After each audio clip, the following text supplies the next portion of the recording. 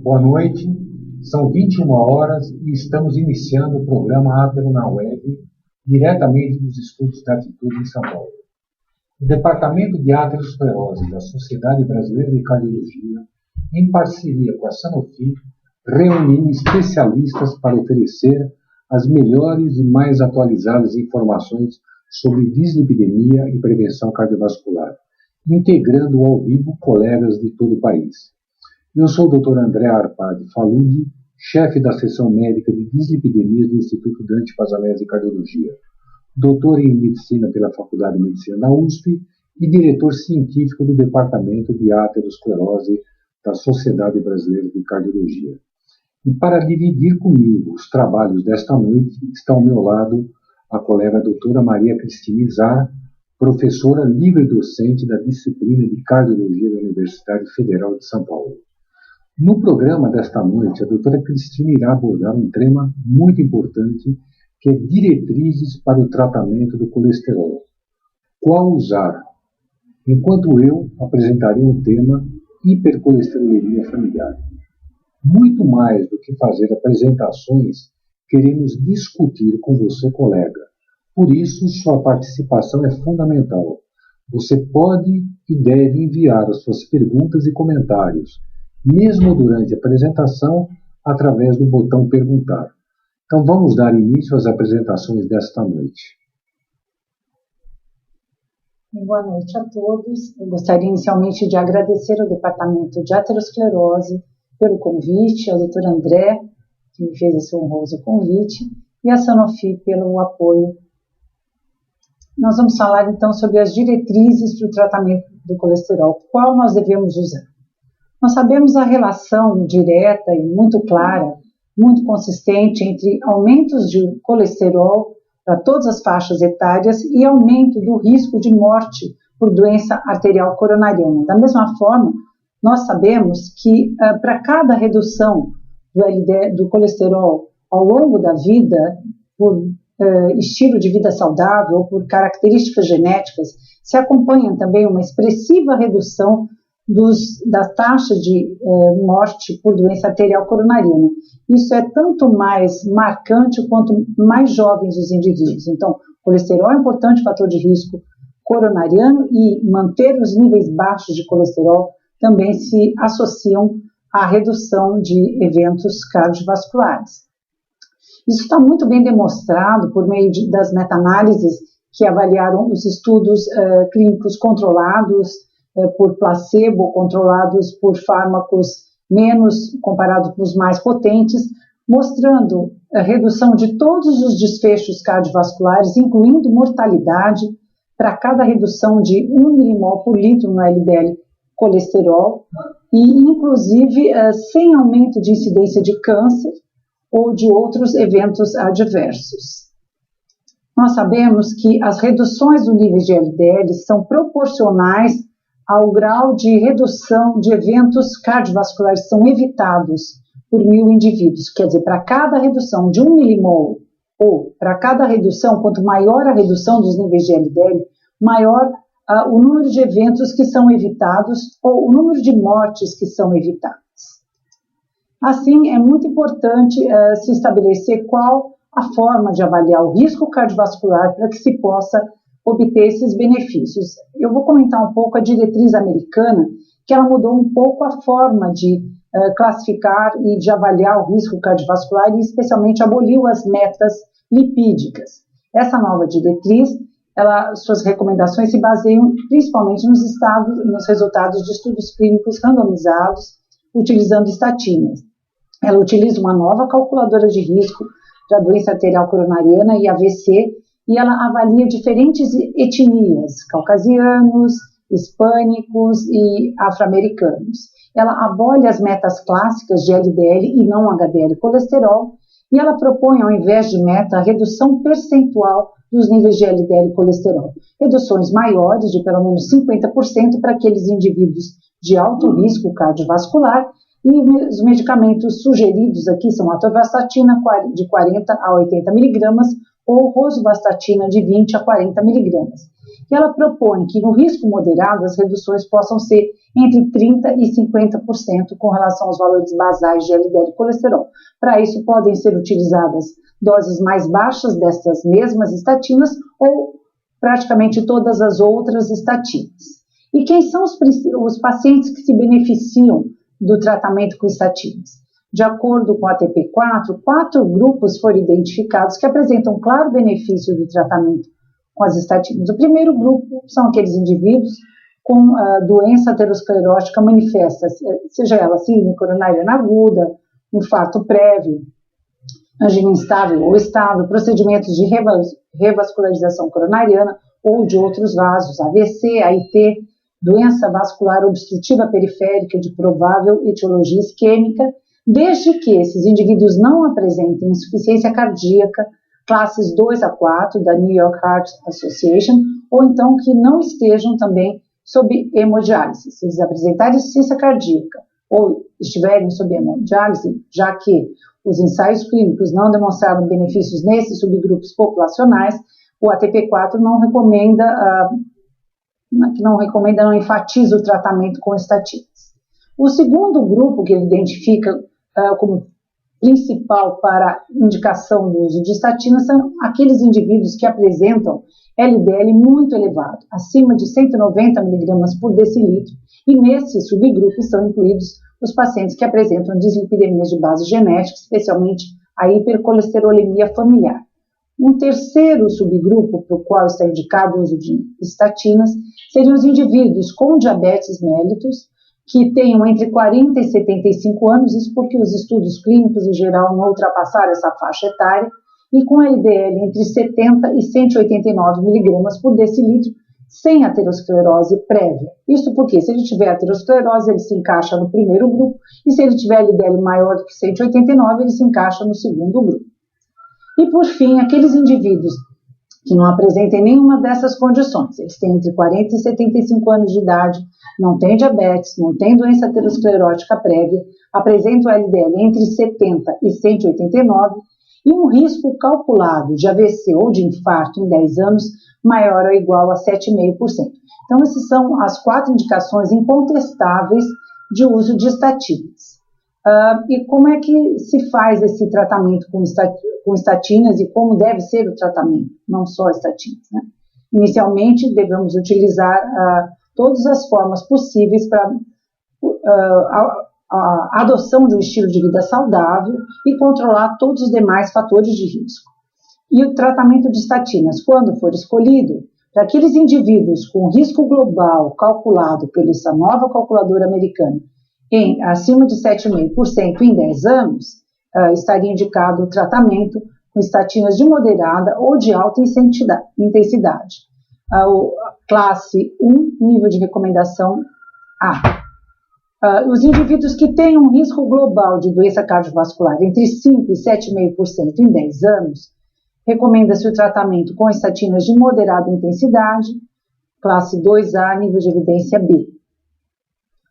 Deve-se considerar outros fatores, e esses fatores se assemelham muito aos nossos fatores agravantes de risco. Para aqueles indivíduos que têm um risco abaixo de 7,5%, então aqueles que eu vou utilizar tratamento de moderada intensidade, eu posso intensificar o meu tratamento para de alta intensidade na dependência da presença de outros fatores de risco. Por exemplo, ou outros fatores, né? O LDL, se for acima de 160 mg por decilitro, a história familiar de aterosclerose prematura, o risco calculado ao longo da vida, o lifetime risk, se ele for mais elevado, ele me sugere que eu deva tratar mais agressivamente esse indivíduo, valores de proteína C reativa acima de 2 mg por litro, score de cálcio coronário acima de 300 unidades a Gadsden, o índice tornozelo braquial menor do que 0,9, todos esses fatores possuem classe 2B, nível de evidência C.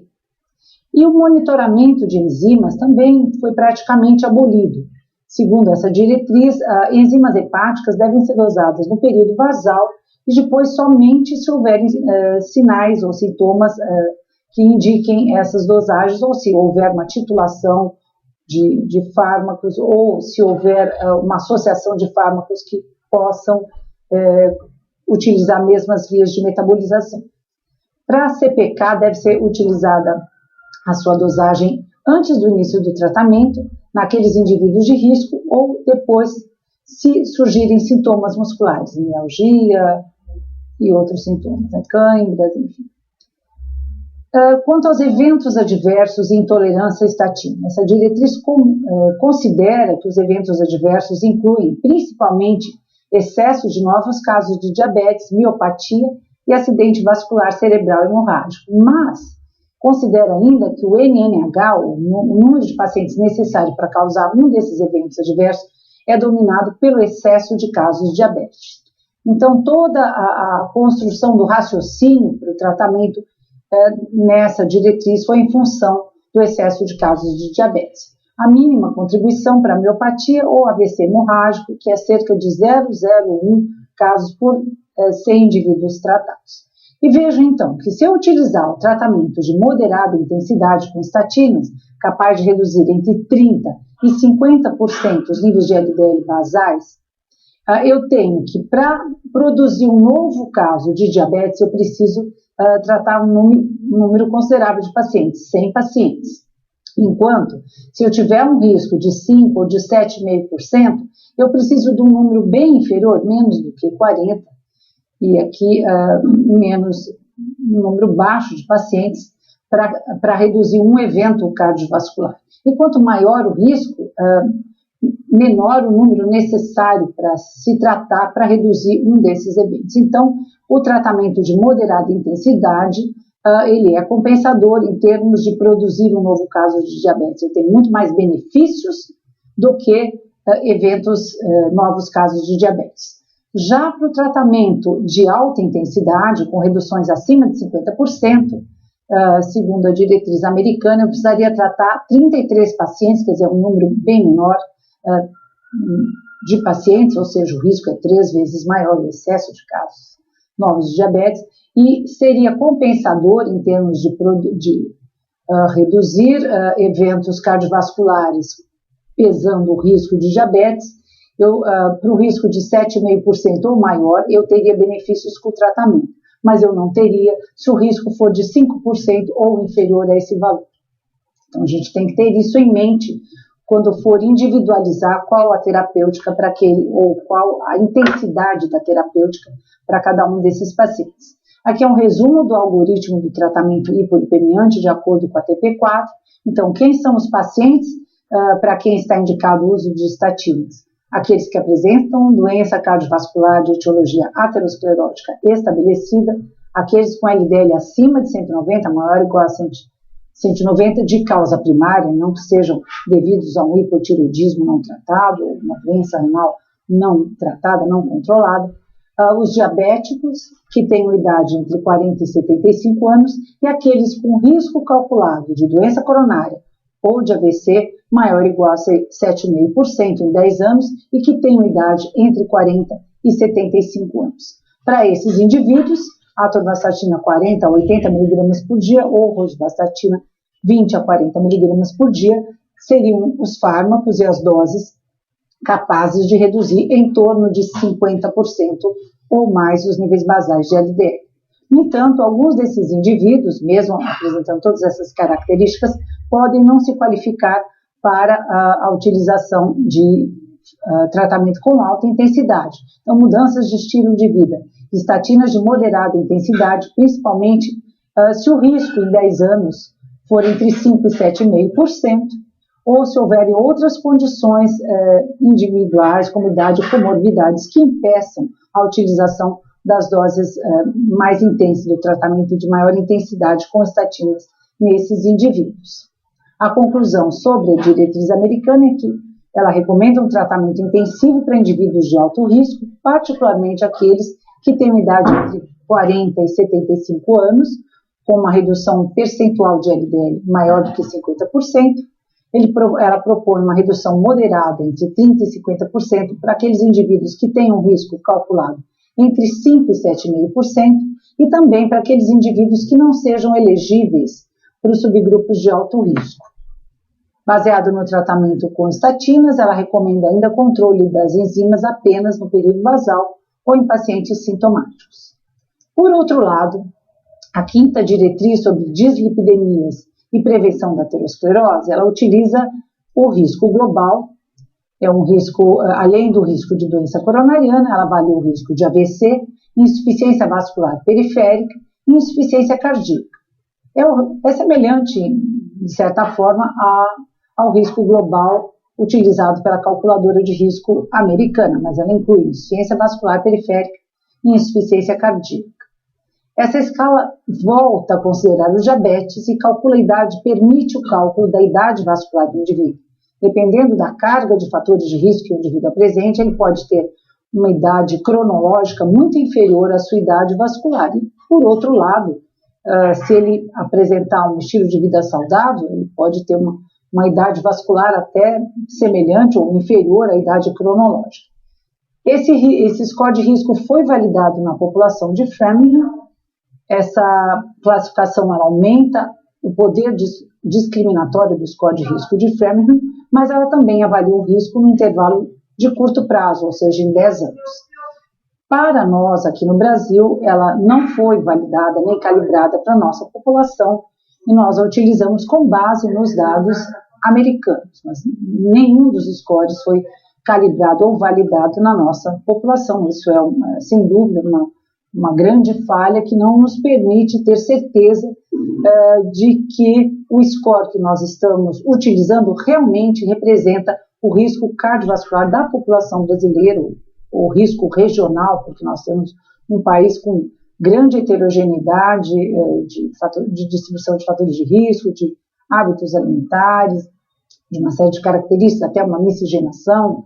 Isso pode provavelmente influenciar o risco cardiovascular real. Em termos de classificação do risco cardiovascular, a quinta diretriz adota para curto prazo, ou seja, para 10 anos, o score de risco global. E é esse score de risco que vai me direcionar para a meta terapêutica. E o score de risco pelo tempo de vida, como opção para aqueles indivíduos acima de 45 anos, de baixo risco ou de risco intermediário em 10 anos. Por que isso?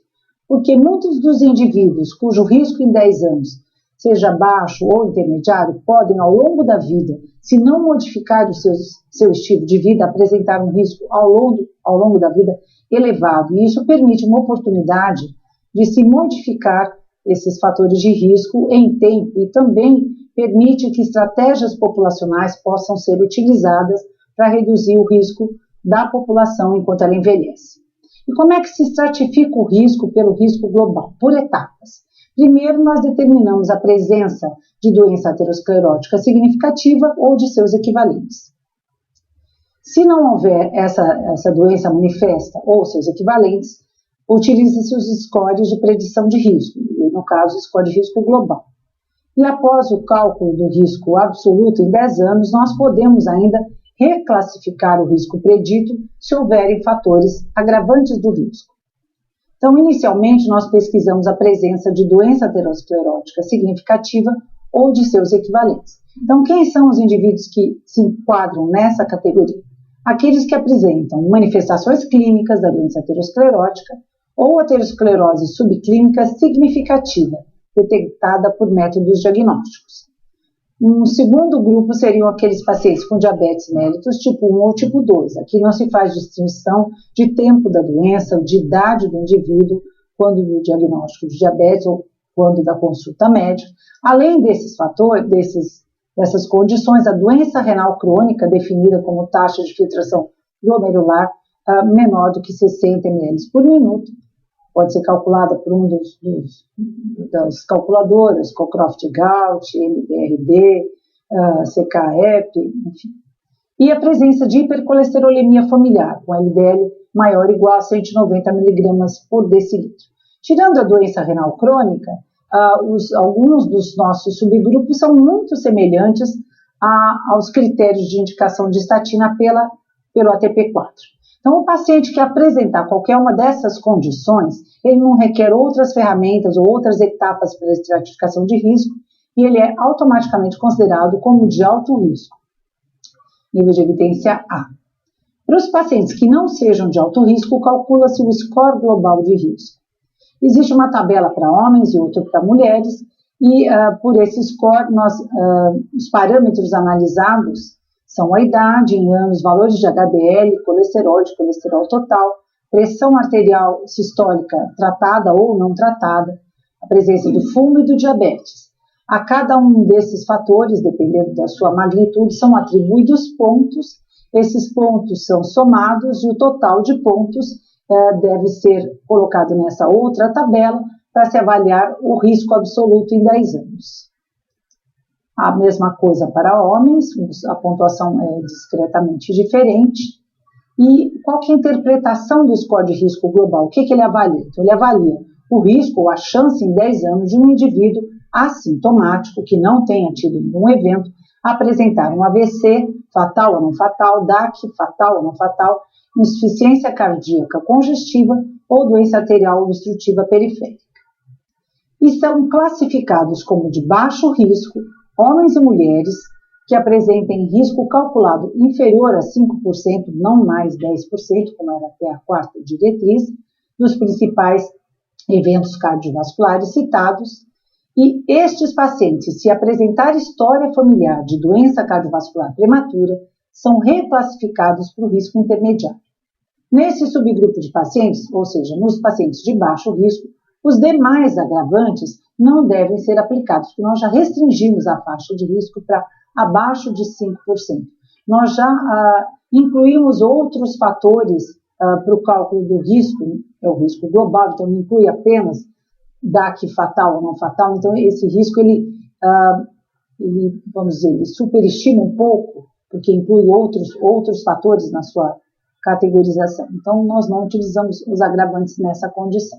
Vejam que em alguns aspectos ele se assemelha também à diretriz americana, quando utiliza o antecedente familiar como um critério para intensificar mais o tratamento. O nosso seria para colocá-lo num risco maior. No risco intermediário, quem estaria? Aqueles indivíduos do sexo masculino com risco calculado entre 5% e 20% e do sexo feminino entre 5% e 10%. E também aqueles de baixo risco que tenham sido reclassificados pela presença de história familiar positiva de doença coronária precoce. No subgrupo de alto risco estão os homens com risco calculado maior do que 20% e as mulheres com risco calculado maior do que 10%. Por que essa diferença? Lembrem-se que mulheres dificilmente são classificadas como risco intermediário ou de alto risco, e muitas dessas mulheres que apresentam eventos cardiovasculares, eventos coronários, se na véspera do evento tivessem seu score de risco calculado, frequentemente elas seriam consideradas de baixo risco. E a doença cardiovascular, especialmente a doença coronariana, tem aumentado muito na mulher, e na mulher brasileira. A mulher brasileira tem uma tendência a morrer mais do que os homens por complicações da doença aterosclerótica.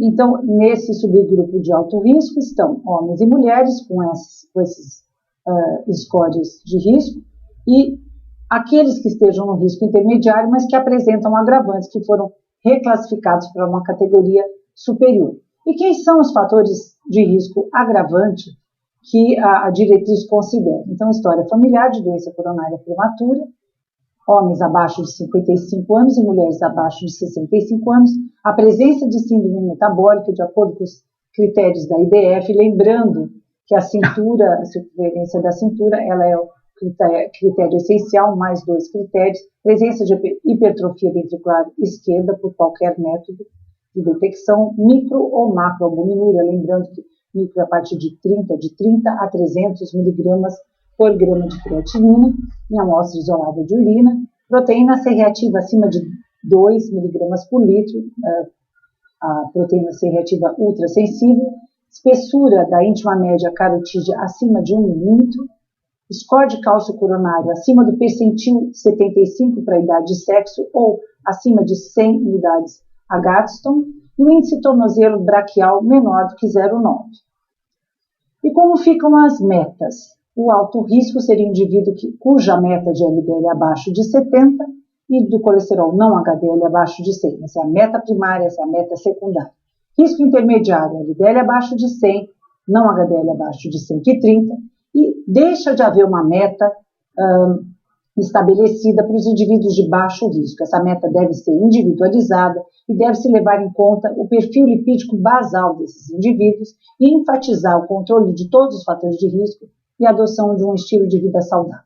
Como referência, a gente deve utilizar essa tabela para avaliar quão próximo ou quão distante aqueles indivíduos de baixo risco estão dos valores desejáveis de cada uma das frações lipídicas. Lembrando que os triglicéridos e o HDL, embora sejam importantes fatores de risco cardiovascular, eles não são considerados mais como alvos terapêuticos.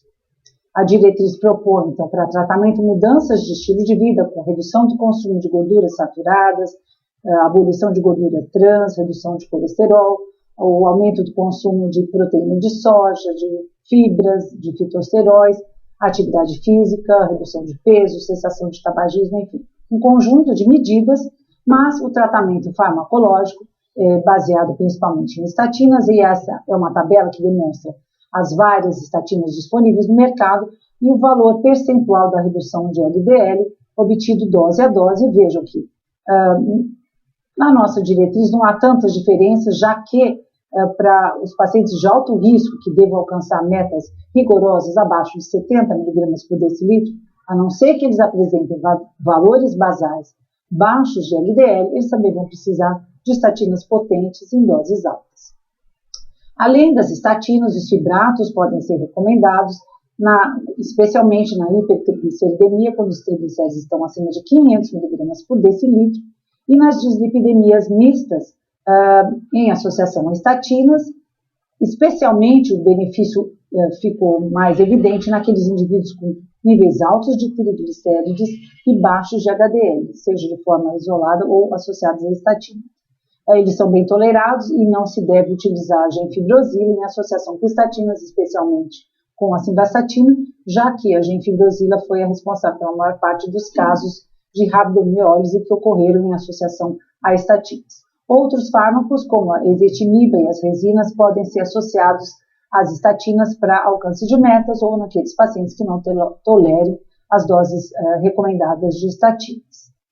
O risco, para terminar, o risco pelo tempo de vida pode ser utilizado nos indivíduos de baixo risco, em 10 anos, ou no risco intermediário, já que grande parte desses indivíduos pode apresentar a curto prazo baixo risco, mas ao longo prazo ou pelo tempo de vida eles podem ser de alto risco, e deixa-se de incentivar mudanças de estilo de vida caso não se conheça essa condição. É importante para o paciente visualizar que ao longo da vida, se ele mudar alguns fatores de risco, ele poderá ter um alto risco pelo seu tempo de vida.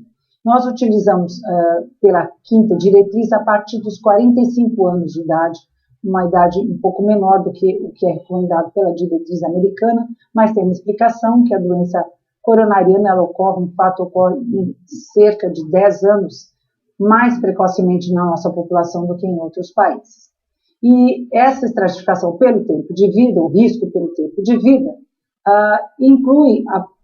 avalia-se fatores de risco, se eles estão ótimos, se um fator de risco pelo menos não está ótimo, se existe um fator elevado, um fator de risco chamado maior, quer dizer, um fator de risco extremo, muito mal controlado, ou se 2 fatores maiores estão presentes.